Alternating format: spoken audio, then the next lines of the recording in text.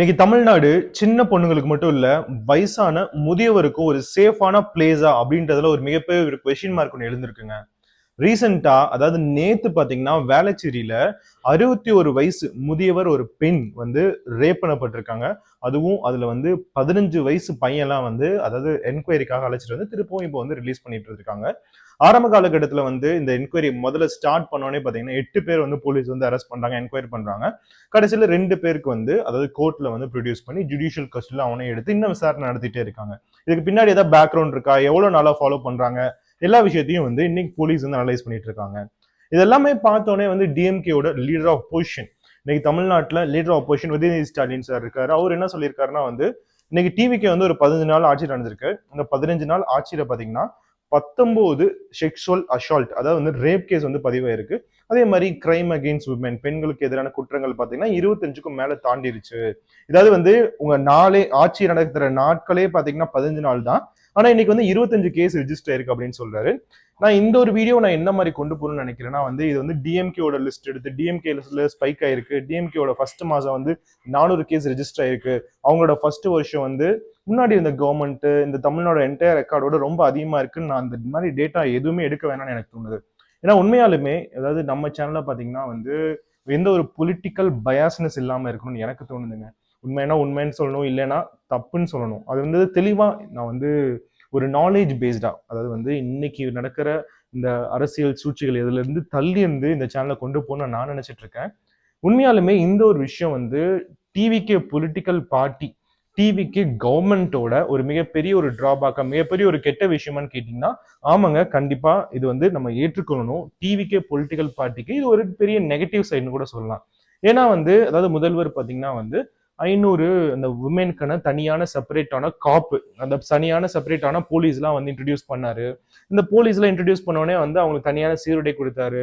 அந்த 500 காப் வந்து நிறைய இடத்துல வந்து டெப்ளை பண்ணணும்னு நினைச்சாரு. நிறைய வீடியோஸ்லாம் வந்து கிரியேட் பண்ணாங்க. அதுல வந்து நியர்லி ஒரு சில இடத்துல எல்லாம் வந்து ஒரே ஒரு பெரிய டிஜிபின்னு நினைக்கிறேன்.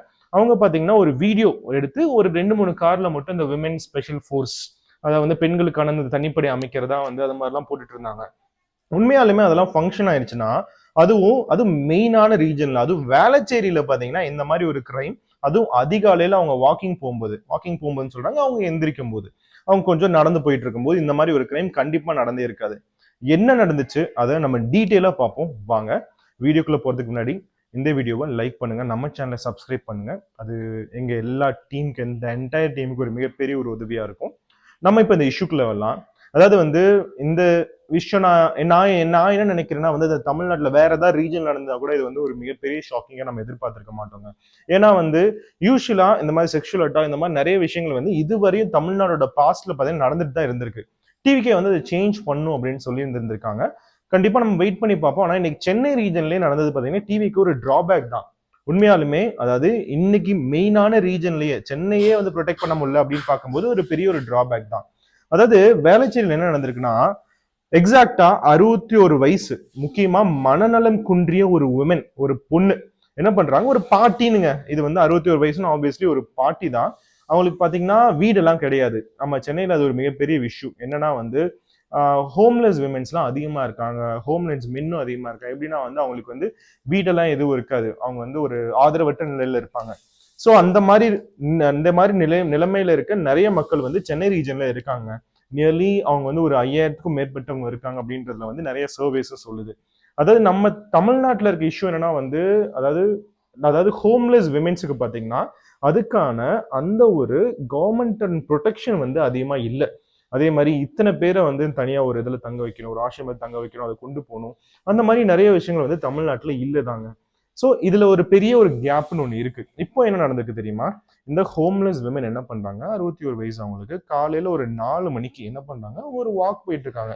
எங்க வாக் போறாங்கப்பா அப்படின்னு கேட்டீங்கன்னா வந்து வேளச்சேரி டு சென்னை, அதாவது வேளச்சேரியில இருக்க பஸ் ஸ்டாண்ட் கிட்ட ஹெச்பி பெட்ரோல் பங்க், அந்த பெட்ரோல் பங்க் கிட்ட வந்து அவங்க நடந்து போயிட்டு இருந்திருக்காங்க. என்ன பண்றாங்க, அதாவது வந்து ஒரு 2 பேர் பைக் எடுத்துட்டு வந்து மேம் ராபிடோ வாங்க உங்களை இறக்கி விட்டுறேன்னு சொல்றாங்க. அவங்களுமே வந்து அவங்க ஒரு மென்டலி சேலஞ்ச் இல்லையா, அவங்க வந்து மனநலம் குன்றியவர் இல்லையா, அதுவும் இல்லாம அவங்க 61 வயசு இல்லையா, அவங்கள வந்து அவங்களுக்கு தெரியாம அவங்களும் வந்து ஏறிடுறாங்க. ஏறிட்டு இருக்கும்போது என்ன பண்றாங்க, அதாவது அந்த ரீஜன்ல இருக்க கார்பரேஷன் பார்க் நினைச்சு பாருங்க, இந்த மாதிரி அக்யூஸ்டு கார்பரேஷன் பார் கூட்டிட்டு போயிருக்கேன். அதுவும் காலையில 4 மணி போல 2 to 4 மணிக்குள்ள நடந்ததுல. ஸோ கூட்டிட்டு வந்தோடனே என்ன நடந்திருக்கு, அந்த இடத்துல அவங்கள வந்து 2 பேர், அதாவது இன்னைக்கு வரைக்கும் டேட்டா பொறுத்து அது வந்து ஒரு 2 பேர் அவங்கள ரேப் பண்ணப்படுறான், செக்ஷுவல் அசால்ட் நடக்குது அந்த இடத்துல. அவங்க உண்மையாலுமே அந்த இடத்துல வந்து யாரு பண்றா, என்ன பண்றா, அவனோட ஃபேஸ் என்ன எதுவுமே தெரியல சுத்தமா. ஏன்னா வந்து அது ஒரு பெரிய இருட்டு. அதே மாதிரி ஒரு மனநலம் குன்றியவர் தான். ஏன் கெஸ் படி என்னன்னா வந்து, அதாவது நானும் நிறைய ஆர்டிகல்ஸ்ல சர்ச் பண்ணி பார்த்தோம். அதுல என்னன்னா ராபிடோ அப்படின்றது வந்து கூட்டிட்டு போனா அப்படின்னு சொல்றேன். ஆனா ராபிடோல தான் ஒர்க் பண்றாங்களா அப்படின்னு தெரியல. அதாவது 2 நபர்கள் கூட்டிட்டு போயிருக்காங்க. ஒருத்தனுக்கு வந்து 23 வயசு, இன்னொருத்தனுக்கு வந்து 26 வயசு. ஒருத்தர் பேரு பார்த்தீங்கன்னா முகமது முத்தாப் அண்ட் முகமது அதீல். இந்த 2 பேரு. அதே மாரி ஒருத்தனை வந்து விசாரிக்க கூப்பிட்டுருக்காங்க. அது வந்து 15 வயசு ஒரு சின்ன பையன் தான். ஒரு 11th ஸ்டாண்டர்ட் பையன் தான். ஸோ அவனையும் கூப்பிட்டுருக்காங்க. அதுக்கப்புறம் அவனை ரிலீஸ் பண்ணியிருக்காங்க. ஸோ இதுல என்ன நடக்குது? இது எப்படி வந்து எல்லா மக்களுக்கும் தெரிய வந்துச்சு அப்படின்னு கேட்டீங்கன்னா, அதாவது அவங்க இந்த மாதிரி ரேப் அந்த ஒரு விஷயம் நடந்திருக்கு அந்த கார்ப்பரேஷன் பூங்கால. அவங்க வந்து அந்த இடத்துலயே வந்து கால்ல எல்லாம் ரொம்ப ரத்தம் வந்திருந்திருக்குங்க. ஸோ ரொம்ப ரத்தம் வந்தோனே அவங்க வந்து அப்படியே நடந்து போயிட்டு இருந்திருக்காங்க. அந்த இடத்துல வந்து நெறைய பேர் ஆம்புலன்ஸுக்கு கால் பண்ணியிருக்காங்க. அவங்க அப்படியே அந்த இடத்துல படுத்துட்டாங்க. ஸோ அந்த ஆம்புலன்ஸ் வந்து பார்க்கும்போது ஃபர்ஸ்ட் என்ன பண்ணாங்க, சைதாப்பேட்டை கவர்மெண்ட் ஹாஸ்பிட்டலுக்கு கொண்டு போயிருக்காங்க. அதுக்கப்புறம் கஸ்தூர்பாந்தி ஹாஸ்பிட்டல் எக்மோருக்கு அந்த பெரிய ஆஸ்பத்திரிக்கு கொண்டு போயிருக்காங்க. ஸோ அங்க போய் அவங்க ரிசர்ச் பண்ணி பார்க்கும்போது, அங்க போய் அவங்க செக்அப் பண்ணி பார்க்கும்போது, இந்த மாதிரி ஒரு செக்சுவல் அசால்ட் நடந்திருக்கு. மிகப்பெரிய ஒரு ஷாக்கிங் இன்ஃபர்மேஷன் வருது. ஸோ உண்மையாலுமே இன்னைக்கு தமிழ்நாட்டுல பார்த்தீங்கன்னா, இது வந்து ஒரு மிகப்பெரிய ஒரு குற்றமான்னு கேட்டீங்கன்னா, கண்டிப்பா அது மிகப்பெரிய குற்றம் தான். இன்னொரு விஷயம் நெறைய சேனல்ஸ்லாம் இன்னும் பேசப்படல. இது நடந்து 23 மணி நேரம் ஆயிருச்சு. ஸோ இந்த மாரி ஒரு விஷயம் நடந்துட்டு இருக்கும்போது, நெறைய மக்களுக்கு, அதாவது வந்து சென்னையில இருக்க மக்களுக்கே பார்த்தீங்கன்னா வந்து, நம்மளோட ஃபேமிலிலாம் எப்படி புரொடெக்ட் பண்ணணும்? நம்ம ஃபேமிலிலயே நெறைய வயதானவர்கள் இருக்காங்க. இன்னைக்கு வந்து ஒரு அடுத்த ஸ்டேஜ்க்கு வந்து நம்ம தமிழ்நாடு கிரைம் போன மாரி ஒரு விஷயம் நடந்திருக்கு தான். இது டிவிகே கவர்ன்மென்ட்க்கு வந்து ஒரு டிராபேக் தான். அவங்க உடனடியா நெறைய மெஷர்ஸ் எடுக்கணும். ஸோ இன்னைக்கு வந்து, அதாவது இந்த என்டையர் பாலிடிக்ஸ்ல பார்த்தீங்கன்னா, டிஎம்கேவும் அவங்க ரைட் விங்கும் ரொம்ப ஸ்ட்ராங் பண்ணிட்டு இருக்காங்க. ஒரு சின்ன விஷயம் வந்து லீடர் ஆஃப் அப்போசிஷன், சின்ன விஷயம் வந்து இந்த ரூலிங் பார்ட்டி ஏதாவது ஒண்ணு செஞ்சா கூட அது ஒரு பெரிய ஒரு தீப்பிழமா வந்து கொளுத்தி போட்டுட்டு இருக்காங்க. ஸோ இந்த மாதிரி ஒரு விஷயம் நடந்துட்டு இருக்க நேரத்துல, அதாவது டிவிக்கு இன்னும் ரொம்ப கான்ஷியஸா இருக்கணும். நிறைய மக்கள் அவங்க மனசுக்குள்ளேயே இந்த கவர்மெண்டே வேணாம் அப்படின்னு திங்க் பண்றதுக்குள்ள அவங்க உடனடியா அவங்க ஆல்ரெடி ஆரம்பிச்சு வச்ச ஸ்கீமை ஒழுங்கா முடிச்சு வைக்கணும். ஸோ அதுதான் என்னோட மிகப்பெரிய கோரிக்கையா இருக்கு. ஸோ இன்னைக்கு வந்து அவங்க, அதாவது பெரிய பெரிய மினிஸ்டர்ஸ் அவங்களுமே இந்த விஷயத்துல அட்ரஸ் பண்ணணும்னு எனக்கு தோணுதுங்க.